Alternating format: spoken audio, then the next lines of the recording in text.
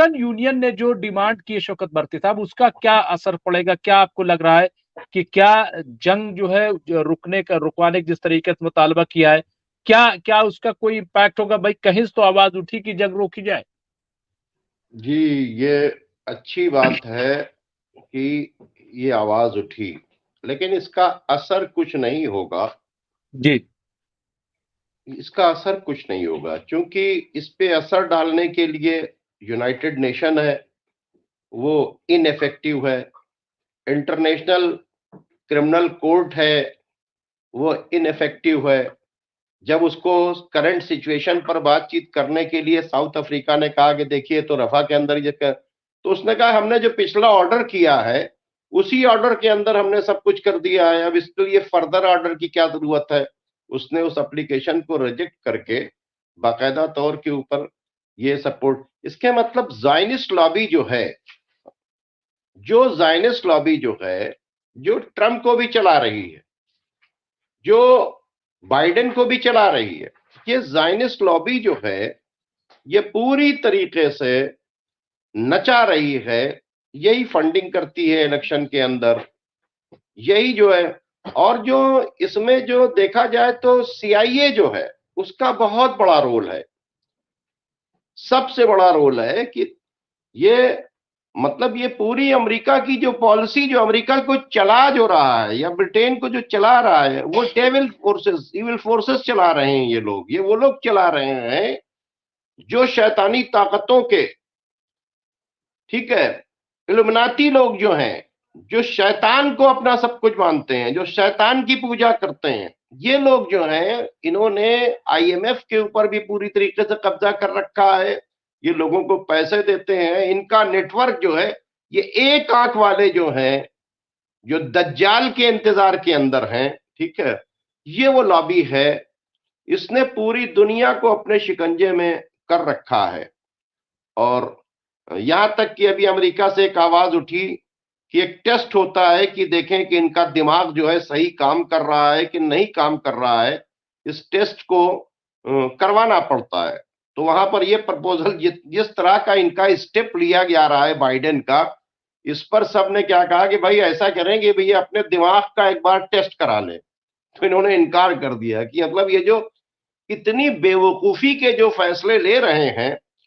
अब आप बताइए कि जिसके पार्लियामेंट के अंदर, जिसकी कांग्रेस के अंदर 280 लोगों में से, 250 लोगों में से 180 लोग अपोज कर रहे हो, जिसकी पब्लिक सड़क के ऊपर अपोज कर रही हो, जहां के बड़े बड़े एनजीओज अपोज कर रहे हैं, उसके बावजूद भी लगातार ये वहां के ऊपर हथियार भेज रहे हैं और बाकायदा तौर के ऊपर पैसे से मदद कर रहे हैं और हर तरह से मदद कर रहे हैं। और ये एक झूठा जो खेल खेला जा रहा है, क्या नाम है, सीज फायर के बहाने, इससे डिले करते चले जा रहे हैं। बयान क्या दिया अमेरिका ने? अमेरिका ने यह बयान दिया कि मैं बेंजामिन नेतन्याहू से कहूंगा कि भाई 2 महीने के अंदर रिपोर्ट सबमिट करें कि उन्होंने इस बीच में क्या किया। आपकी एजेंसी नहीं बता रही क्या हो रही है, दिल्ली की रिपोर्ट आपको नहीं मिल रही क्या हो रही। यानी 2 महीने का आपने क्लीन चिट दे दिया, जैसे उसने कहा था कि हमें रमजान भर का टाइम चाहिए, आपने रमजान भर का टाइम दे दिया उनको। और वो क्या कह रहा है, वो किसी तरह की बात मानने से इनकार किए हुआ है। तो देखिए ये जो ताकत इस्तेमाल हो रही है यहाँ के ऊपर, ये सिर्फ फजूल है।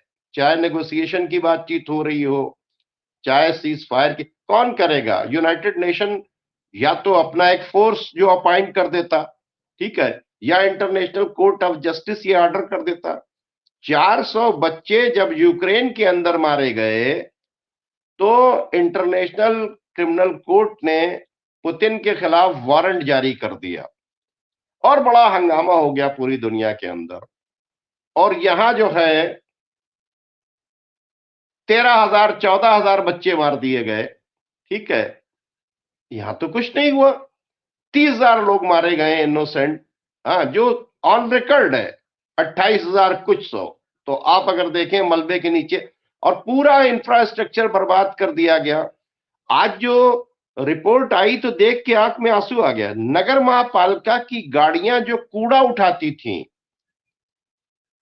जिससे ताकर बीमारी ना फैले, उन तमाम गाड़ियों के ऊपर गजा के अंदर बम्बार्डमेंट करके खत्म कर दिया गया। तकरीबन 45,000 मीटर जो पानी की सप्लाई लाइन थी उसको बाकायदा तौर के ऊपर बर्बाद कर दिया गया कि पानी न जाए, और जो ऊपर टैंक बने हुए थे उनको पूरी तरीके से तोड़ दिया गया कि किसी तरह से सप्लाई लाइन नहीं जाए। वो जो कुएं थे उस इलाके के अंदर, उसके अंदर कंक्रीट भर दी गई, बाकायदा तौर के ऊपर कंक्रीट भर के उसको बंद कर दिया गया। तो आप बताएं, ये पानी, मतलब ये सब दुनिया, ये रिपोर्ट है। मैं पूछता हूं कि इसको देखकर लोग कर क्या रहे हैं? UNRAW की तमाम फंड जो है उसको बंद कर दिया गया। रेड क्रिसेंट के लोग जो मदद करने के लिए जा रहे थे उनके एम्बुलेंस के ऊपर अटैक करके उनको मारा जा रहा है। तो सवाल ये पैदा होता है, क्या छोड़ा है?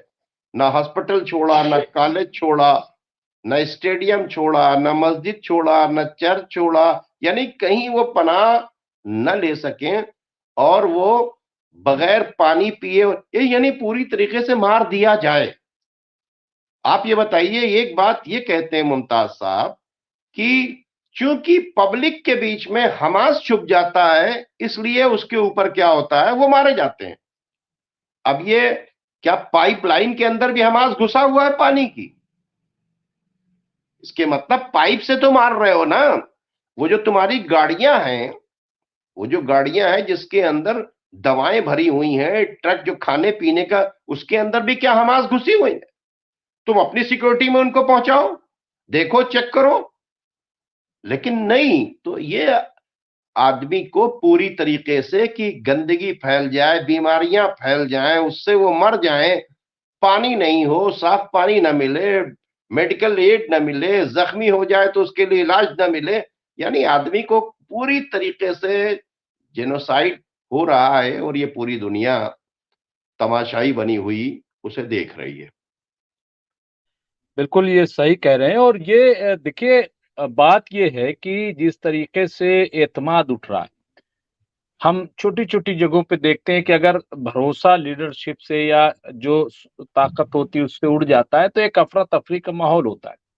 अब तो इसके बाद ये लग रहा है कि कोई ताकत है ही नहीं जो निगोशिएट कर सके, जो कुछ इम्प्लीमेंट कर सके। यानी जो ताकतवर है जो दिल चाहे वो करे, जो दिल चाहे वो करे, जिसकी लाठी उसकी भैंस। जी लेकिन जी जी जी। लेकिन अभी थोड़े दिन पहले मौलाना महमूद मदनी साहब जो सदर जमीयत उलमा हिंद हैं, उन्होंने बड़ी अच्छी बात कही कि लाठी बदलती भी है, हाथ बदलते भी हैं, ऐसा नहीं है। तो ये जो सूरत है बहुत अफसोसनाक है। एक और जो शौकत भारती साहब जानना चाहते हैं, जो अभी आपने भी जिक्र किया, शान हैदर रिजवी साहब ने भी लिखा कि मिस्र और इजराइल में फिलिस्तीनियों को मिस्र में सीना में बसाने पर बातचीत चल रही है ताकि संपूर्ण फिलिस्तीनी को, ये क्या, एक तरफ ये बसाने की, दूसरी तरफ फिलिस्तीन को आजाद करने की, मतलब ये है क्या?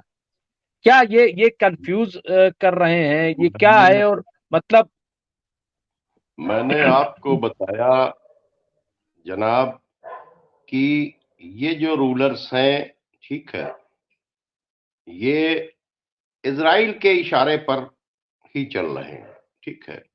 ये चाहे अपनी फोर्स लगा दें, ये फोर्स इस वास्ते लगाया गया है कि कहीं हमारे यहां ना आ जाएं। आप समझ रहे हैं बातचीत को? ये इसलिए नहीं कि अगर तुम इनको इधर ढकेलोगे तो हम तुम्हारे ऊपर अटैक करेंगे, यानी बाकायदा तौर के ऊपर वॉल बन रही है जो मिस्र की तरफ से ही बनाई जा रही है। बाकायदा तौर के ऊपर इजरायली फोर्सेस जो हैं वो बाकायदा तौर के ऊपर मैदान को बराबर कर रही हैं, वहां टेंट लगाने का प्लान किया जा रहा है।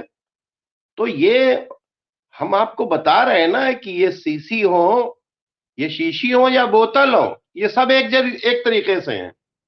समझ रहे हैं बातचीत को? ये सब मामला कोई कहीं नहीं जाता, यकीन मानिए गजा से निकलते ही नहीं। अगर ये अरब कंट्रीज अपने डिप्लोमेटिक रिलेशन कट करके इमीडिएट ट्रेड को बंद कर देते, एयर स्ट्रिप बंद कर देते, आप यकीन मानिए कि ये जो इतने लोग मारे गए हैं ये कभी मारे नहीं जाते। ये जंग यही अमेरिका हाथ जोड़ के कहता कि भैया इजराइल उसको खाना दो, जाने दो खाना। लेकिन क्या हुआ, ये जो बात कर रहे हैं ना शाना हैदर साहब, ये तो बिल्कुल बिल्कुल क्लियर करें, क्योंकि सब दिख रहा है वीडियो।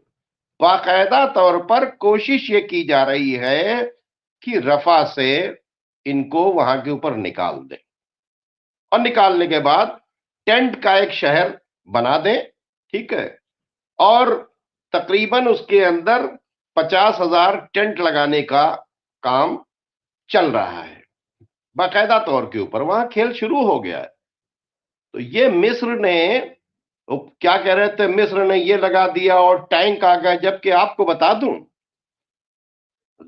इजराइल के पास तो 1800 टैंक है, मिस्र के पास 4000 टैंक्स हैं। अब आप समझ रहे हैं ना, जस्ट डबल। मिस्र कोई हल्का वो नहीं है, लेकिन हमें इससे कोई उम्मीद नहीं थी, सीसी से हमें कोई उम्मीद नहीं थी। आप ये देखिएगा, अभी ये सब वहीं के ऊपर मदद पहुंचाने पहुंच जाएंगे जहां के ऊपर इनको जगह दी जा रही है। खाली कराएंगे, मैं आपसे बार बार कह रहा हूं, ये खाली कराएंगे, और खाली हो जाने पर भी मिस्र के तरफ से एक फायर नहीं होगा। वरना ये सब काम क्यों हो रहा है, इसी पर हो जाना चाहिए था।